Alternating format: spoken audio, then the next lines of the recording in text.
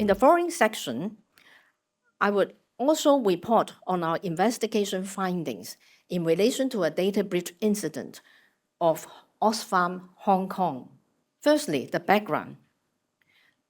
A data breach notification was submitted by Oxfam Hong Kong to my office in July last year, reporting that they had suffered from a ransomware attack which affected their information systems. As a result, we initiated investigations into the incident right away. And the investigation revealed that over 330 gigabytes of data were exfiltrated from the information systems of Oxfam. And this potentially affected around 550,000 data subjects, including donors, event participants, volunteers, program partners, program participants, program consultants, former and existing staff members, job applicants, and governance members.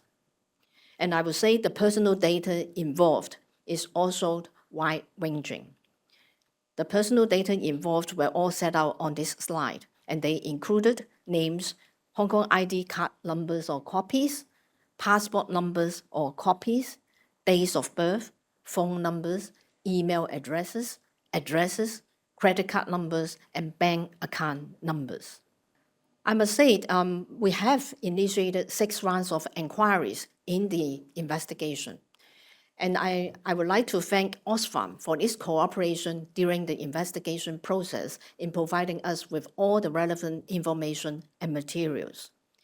And having considered the circumstances of the incident and the information obtained during the investigation, I find that the following deficiencies of Oxfam contributed to the occurrence of the incident. Outdated firewalls which contain critical vulnerabilities. Failure to enable multi-factor authentication. Lack of critical security patches of servers. Ineffective detection measures in its information systems. Inadequacies of the security assessments of its information systems.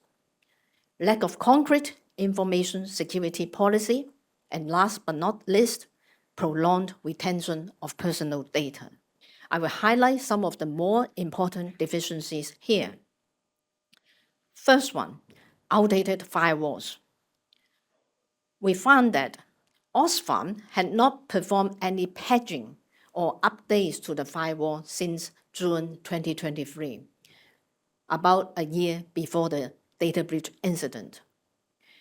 And while 2 critical vulnerabilities associated with the firewalls have fixes released in June 2023 and February 2024 respectively, Oxfam had not installed the latest available patches to the firewalls at the time of the incident.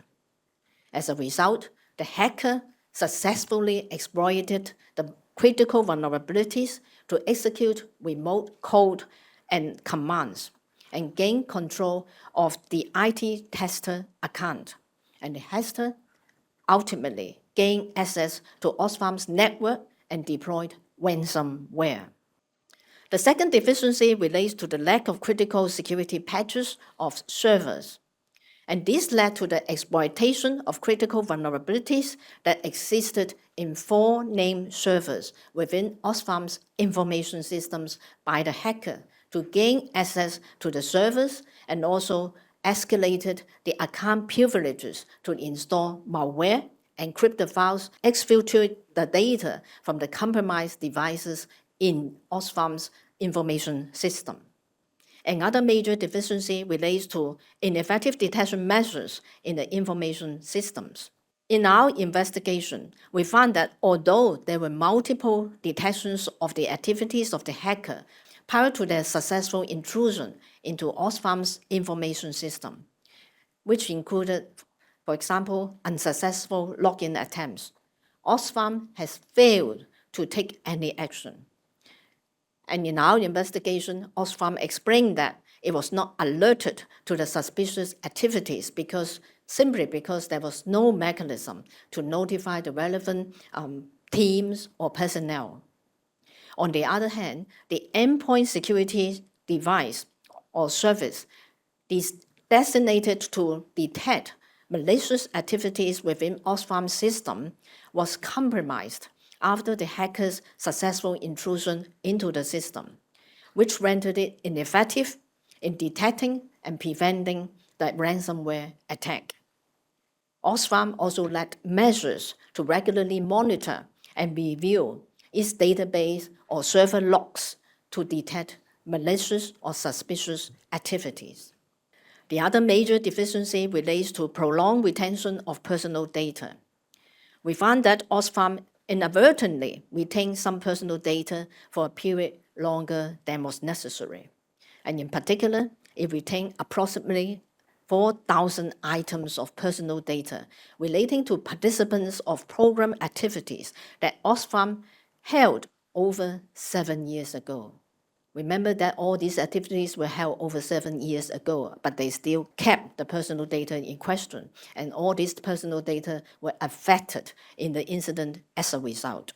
They also held 600 items of personal data relating to unsuccessful applicants of one of Oxfam's programs held from 2021 to 2024.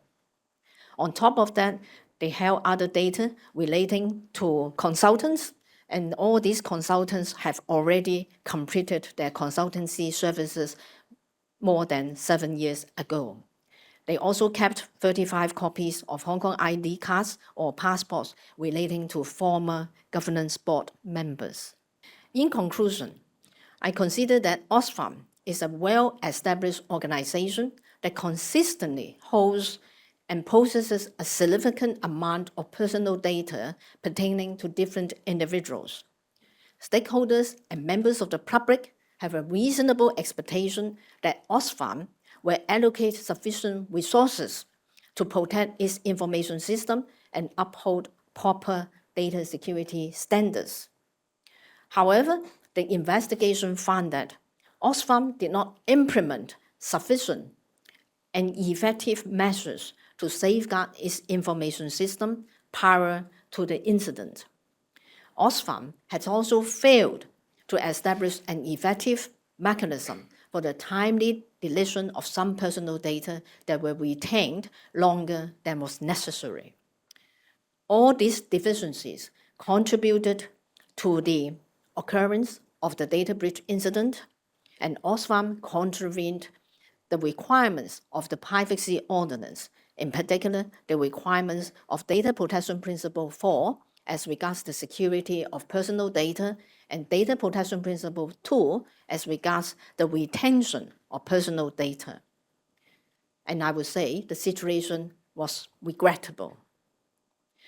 Given all these contraventions, I have served an enforcement notice on Oxfam, directing it to take a number of measures to rectify the contraventions and also to prevent similar contraventions from occurrence in future.